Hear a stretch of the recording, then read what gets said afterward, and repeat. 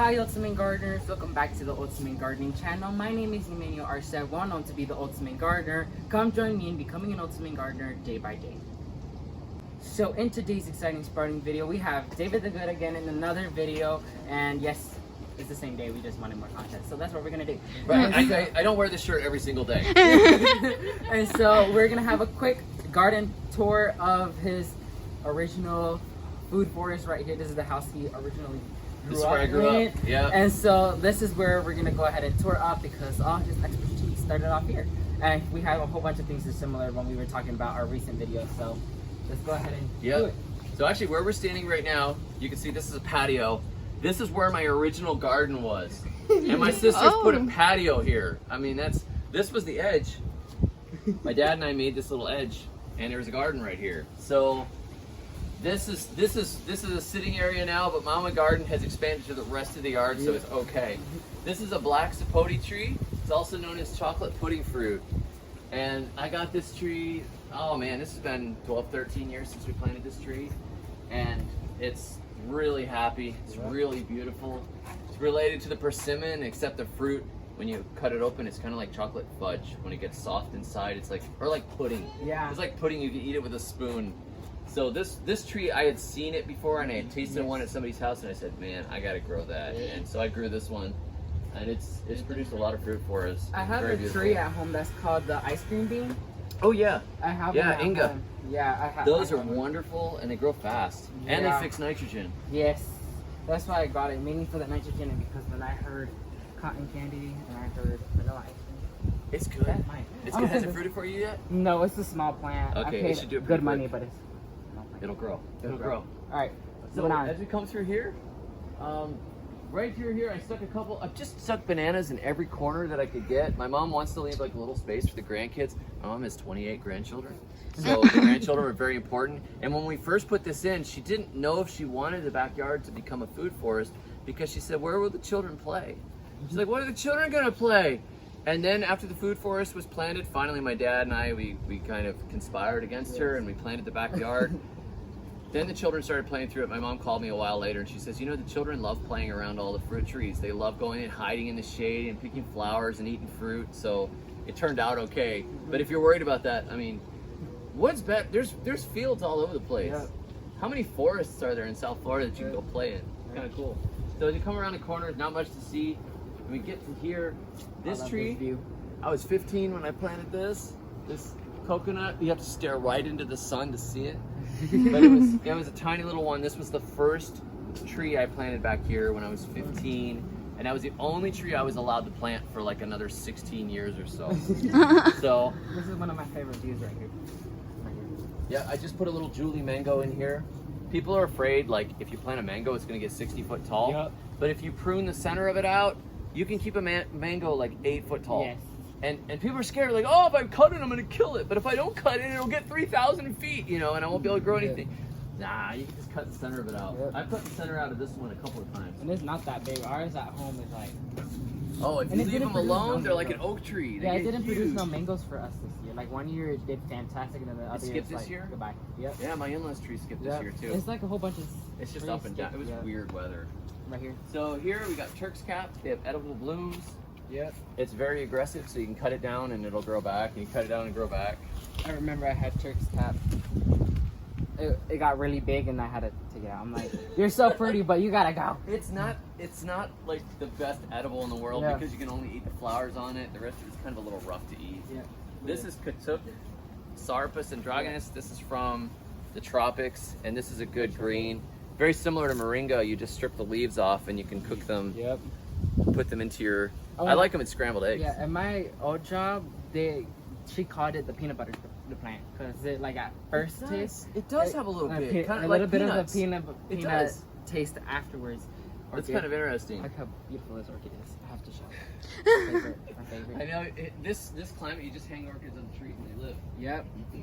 So if you come back, there's a compost pile that's hiding back here in the corner, and we just throw waste back there and kitchen scraps, and then we can harvest out of that as we want to. It's kind of hidden. Yeah, I need to do a compost, and I have never done that. Do you know this tree? Just crush it and smell it. It smells familiar. but I don't know. It wouldn't be. It's not from our culture at Okay. all. This is from India. They call it the curry leaf. Okay, because So I you was smell like, it like. I'm like, okay, it smells interesting. I'm like, I feel like I smelled it before. It's so. It's Yeah, it so- smells like curry. Yeah. But they take the leaves and they use it like a bay leaf, where the leaves themselves are actually kind of coarse. Yeah. They're not really that edible by themselves, but when you cook it into a stew or a curry, Yeah. it's zippy. Shaya, Yeah. Mexican tree spinach. Yep. Yep. This, I told my mom. This is a traditional. This is actually a really good variety for attracting butterflies. This time of year, it's mostly asleep. It's not really that happy. It could be cut down. Yeah. It got blown over in a hurricane, and Oh. we dragged it back up and stuck it back, and it grew again. But this is an old tree. You start it from cuttings. You cook the leaves. So easy to grow. When I was at the old job, iguanas used to tear this up. Oh, Iguanas used to tear this. Iguanas are the bane of our existence down here. This is all curry tree right Yeah. here. You can see how It's tall that such thing a is. pretty leaf too. They're pretty, and they start from suckers, so you can dig the Yeah. suckers up and give them to your friends. Give them to the Florida invasive My species. stepping stones are exactly like this. We found these like laying around the yard and started putting them back here. This Yeah. is a dwarf mulberry, which is this time of year it's deciduous, so it's kind of gone to sleep Yeah. mostly. When the spring comes, it'll leaf out again. They also benefit from being cut back every once in a while. This mango tree was one of the first ones we put in, and it's always, we have to fight a little bit to control it because this is really a small yard, and we've moved it a few times. And you'll see through here, there's a whole mess of stuff that's not particularly necessarily edible. But we got yard waste from all around the neighborhood and dumped all the neighbors' yard waste to build the soil up. And as it built the soil up, it also brought in a bunch of ornamentals. And I don't care, because it's all life. Every one of these things is gathering sugars from the sun, putting, lots of space for little predators to live. This looks like it was used to be that. This got chopped down here. That's these. This is Mexican sunflower. Tithonia diversifolia, which is a really, really good nutrient accumulator. It's very good in phosphorus, and we chop it. I've heard of Mexican sunflower, and I've seen the pretty five, but this It huge. gets huge. You start them from cuttings, and the flowers are about that big, and they smell like honey. They're really nice. The butterflies come all over them, but we grow them just so we can cut them and throw them on the ground again and again and again. You can see these old ones here, all this old material, and then if you look underneath Look at that. look at that. It's all compost. You don't see soil like this in South Florida at all. Yeah. As a matter of fact, most of that is actually insect droppings. It's frass. It's insect manure because they chew it up and leave the manure, and the manure slow releases into the ground. But we've thrown over and over and over again to keep the soil up. We just slash, chop, You throw. can see kind of some of the flowers there. Yeah, there's a little. That's the end of one right there. The kids cut them all down the other day. They were out here with a machete. It's not much of it left, but A plant I really want to grow is called Jerusalem artichoke. I really want to grow that because the canopy is so pretty. they're really pretty. I don't think they like South Florida, I don't but think he likes stuff. they don't even like it where I am in Lower Alabama right now. Like this brings me throwbacks. I'm like, this looks like sweet potato. But That's it. I got sweet potatoes all through here. yeah, because I grew sweet potatoes from cuttings from my old job, and Lord, they do not want to leave. No, you can't get rid of them. I got a beautiful harvest. They always say, they're like, we ain't going. You planted us, and we staying here. This is a, well, you know this one. That's This looks like a type of cherry. cherry, yep. Suriname cherry. Yep. Started this one from seed a long time ago. I don't think I have the patience. Gotten to start big. anything from Watch here. your head. This is the old clothesline. When I was a kid, my mom would hang the clothes out right here. And then at some point, my dad felt sorry for her and bought her a dryer. This is a dragon fruit. I don't know why we ended up with the dragon fruit hanging in here. I've got other siblings and I've got my mom, and so things end up in here. It looks pretty happy. Yeah. I was interested in growing because this is Gardner. This is mulberry. Lord. This is a full-size mulberry, This and you can see we've cut it. huge. We've cut it many Yes. times, and it's come back. I love it, Humongous. and it makes fruit that are about that big. They're like Yeah. a sweet blackberry. Yes. No seeds. This And- reminds me of, hold on. I remember seeing this in my old job, and I feel like this reminded me of like the Jamaican something. It is Jamaica cherry. Yeah, or known as a strawberry tree. Yeah, that's right, because the blooms look like strawberries. I was about to buy this, and I tried it, and it's really seedy. Like, there's a lot of It seeds. is I'm seedy. like, Some of them are better than others. it's really seedy. Some of them, like a good one, tastes like caramel popcorn, like in cotton candy. Yeah, it's that's like, the one I It's a really tasted. nice flavor, but it's very seedy. Yes, very, very seedy. I saw, and I really loved this tree when I saw it, because like we planted it, and it just took off. It's so pretty. And Did you see- like cut this one? This Because- one, I think we pruned it. Yeah, and then I'm trying to get it to go sideways. Yeah, because the So one it's we have kind of is tall. sprawling around. Yeah, it's like that. And when we have such a small space in this backyard, things get chopped. Yep. This is Grumachama. Oh. This has been very, very slow. This thing is 12 years old, and it is the slowest thing I have ever grown. This is a black Suriname cherry right here. We got it from the Broward County Rare Fruit and Vegetable Council. This one I'm taking home with me to plant on my front porch because I really love the black ones. I think the black ones are better than the red ones, Yeah. usually.